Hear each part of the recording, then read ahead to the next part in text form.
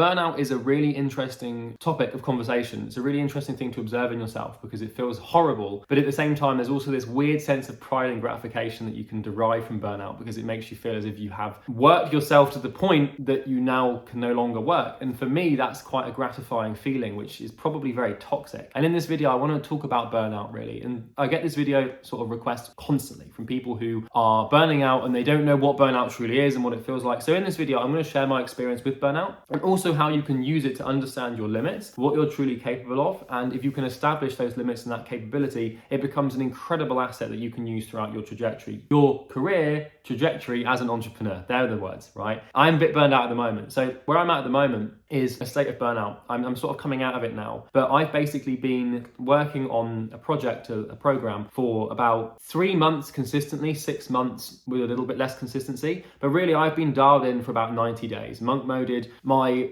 sleep's been good. My diet's been all right. I stopped exercising because I didn't want to do it.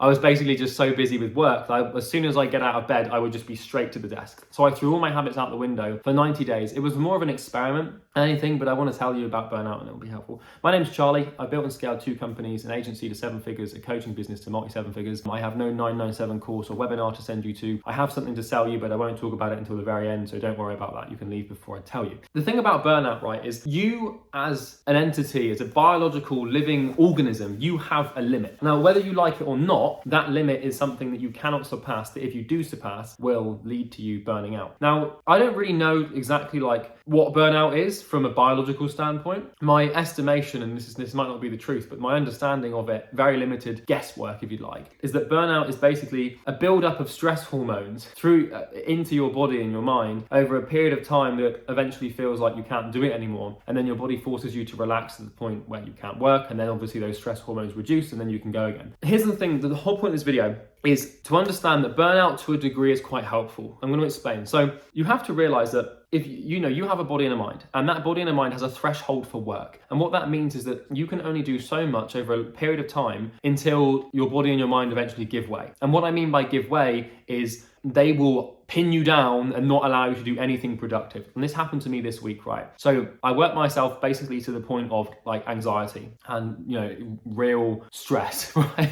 Everything was going out the window. I wasn't exercising. Like my relationship started seeing some cracks. I stopped seeing friends. I was just so obsessed with this one project for like 3 months that it really became unhealthy. I stopped making YouTube videos, although I kept uploading them because I had like a surplus. But like now is the 1st of December and I've got to upload videos next week. I never leave it this close to making YouTube videos. But basically I've been extremely burned out to the point where I've literally spent the last week or so in bed just sort of like vegetating, watching documentaries and YouTube. And it hasn't been very healthy, but it's been what was required. And I was stupid to let myself get to this point, but I want to explain why. So here's the thing. So imagine that this is your threshold right now. So you're an early entrepreneur, you're sort of new to the game. You may have experienced burnout once or twice, but here's the thing about burnout, right? There's a strong difference between thinking you're burned out and feeling like you're a bit tired and being so burned out to the point you start getting anxious and you start actually getting sick, right? And that's happened to me a few times before. The first time I properly burned out was when I was probably about, I think, 18 years old. And I dropped out of university to start an agency. I was doing an apprenticeship at the time. And I took myself to the point where I started feeling disassociated from reality. And I was, my entire 24 hours a day, I was in pure brain fog and I couldn't really talk properly. And I just had to lie around. Like, I really took myself to the knife's edge, the true limit of myself. And it was awful. And I had to take like 3 whole months basically off of everything. And I couldn't work. I couldn't exercise. It was horrible. And in hindsight, I look at it and I think, do you know what? Like, that was a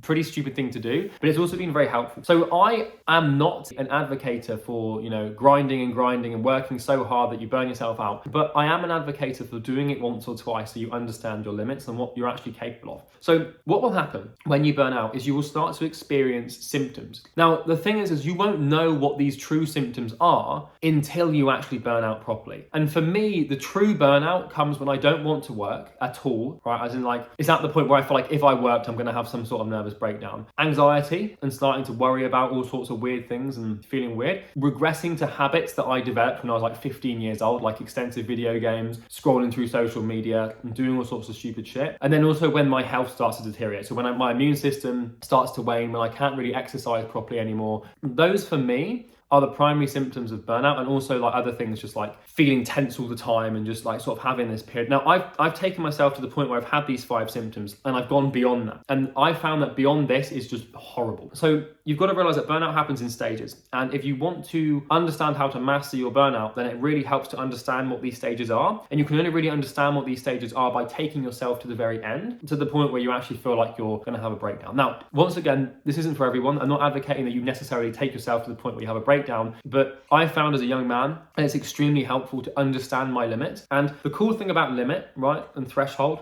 stress level or, work intensity, is that every time you meet the limit and you burn out and you have to take time off and you come back down to here, every time you meet it, it raises slightly. And then you meet it again and it raises slightly. And this is how you can extend your burnout threshold, through constantly meeting it. And so it takes me a long, long time to burn out now. For example, with program recording, there's a lot of coaches and consultants out there who, if they're going to make a course, like 2 weeks into the course, they'll feel extremely burned out and they have to take time off. I can record course content extremely fucking good, even if I do say myself. I can record extremely good course content for 3 to 4 months on end, 12 hours a day, before my body starts to really go wrong. And that's what I did recently. But when I started doing sort of coaching and course creation, 3 years ago, whatever it might have been for my old business, I couldn't really do it for more than 14 days on end without having to take like a week or 2 off. But now I can, and it's only through going to that limit over and over again, and it's kind of a psychopathic thing to do. What you've got to realize is that if this is your burnout threshold right now, if this arbitrary swan-like hand represents the limit of your biology and your mind, this is where you can go to. If you go to here, right, with your efforts, then you're going to burn out and you're going to come back down to here. But then what's going to happen is that when you've gone here,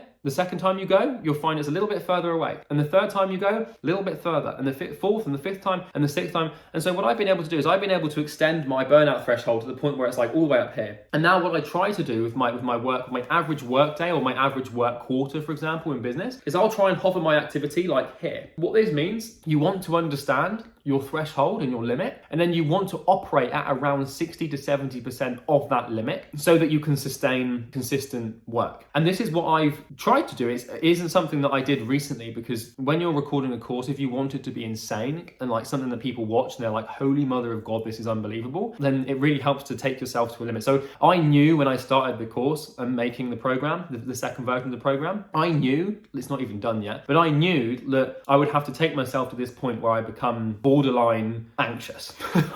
So, and I know that like all of these feelings I've got at the moment of being like stressed and brain fogged and I feel ill all the time and I'm just tired and like I can't properly work out. Like, it's not pretty, but I know that all of that is a consequence of extended periods of work and stress. But it's through that obsession that I'm able to create such good products. And so I'm quite happy to sacrifice my health in the short term to build something insane in the long term. It's not a long-term thing. I can't like do that forever, but this is what billionaires do. And I'm pretty certain this is how billionaires operate. It's like they have burnout thresholds that are just so far above and beyond what they could ever even work at. They never meet them. You want to challenge yourself. If you're an early entrepreneur, you want to challenge yourself to understand your true limit. And as you go through that limit, document what sort of symptoms manifest. And I'm not advocating that you should intentionally burn yourself out frequently. I'm just saying it's helpful to do it once or twice so you can start to understand yourself and your body and your mind and what happens as you venture closer to this limit. And then what that means is you can then start to structure your work in accordance with this limit. And so for me, for example, like one thing that I've recognized in my burnout patterns is like one of the first things that happens when I burn out is I start getting this weird twitch in my jaw, like some sort of weird nervous twitch. And I used to get really embarrassed about it. You might have even noticed I do it once or twice in this video, but that's the first thing that usually happens. And so as soon as that starts to happen, I become aware. I'm like, okay, well,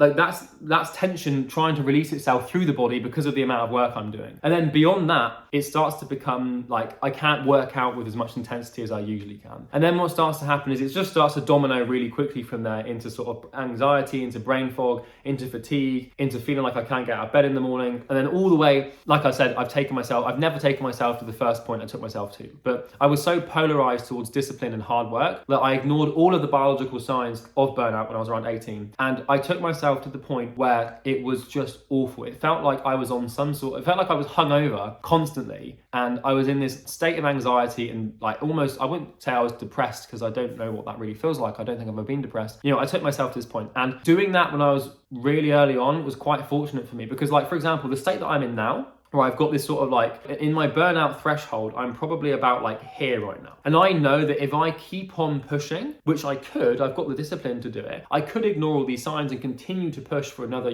2, 3, 4 weeks. But if I do, then my body will force me to take like 2 or 3 months off. So right now I'm taking an entire week off. I have been ill, unfortunately, which is partially because of the burnout, but I'm taking a week off, maybe a couple of extra days, and that's fine. But I have to sort of think about the net time off that I need here, because if I push myself through this and keep working, the quality of my work will be significantly reduced, because there is a natural diminishing returns that manifests when you push yourself to burnout through the quality of your work. But also, like, it's going to mean that I take more time off. So that's really like the main thing I want to talk about today with burnout. Take yourself there, understand your limits and document them. The other thing about burnout is a lot of people use burnout as an excuse to self-sabotage. So they feel a bit tired, they feel a bit sort of like, oh, I don't really want to work today. That's not burnout, that's just self-sabotage. True burnout is when it's biological, not psychological. If you think you're tired or you just feel like you don't want to work, then that's resistance. But when you feel like you can't work, that's burnout. When you feel like you actually can't get your body to get up and do the things you wanted to do, I literally mean like you actually physically cannot get it to happen, that's when you're burned out. Thinking you're burned out, or thinking, oh, I'm just like tired, or oh, today I don't want to do the work, or I'm feeling a bit nervous about work, those things aren't burnout, that's just self-sabotage. True burnout is when your body starts to sort of fall apart because of how much work and stress you've been putting it under. And for me, I found that like the true threshold for that, for me,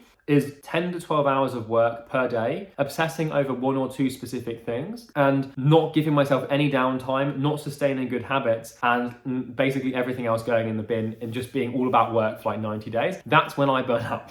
That's everything for this video. By the way, if you are an agency owner or a coach or consultant and you want more clients, you can click the first link in the description, slightly unrelated to this video, but you can click it if you want to. I don't care if you don't. But that's everything for burnout. So I hope you enjoyed this video. If you did, you can like it. Comment anything you have below. I'd also like to hear about your experience with burnout, so just drop it in the comments. I do read the comments. And then also subscribe. If you want to subscribe, I do more videos like this pretty frequently. So if you found this helpful, it would mean the world to me if you did subscribe. So that's everything. I hope you enjoy this content. Really, that's the burnout thing I'm going through at the moment.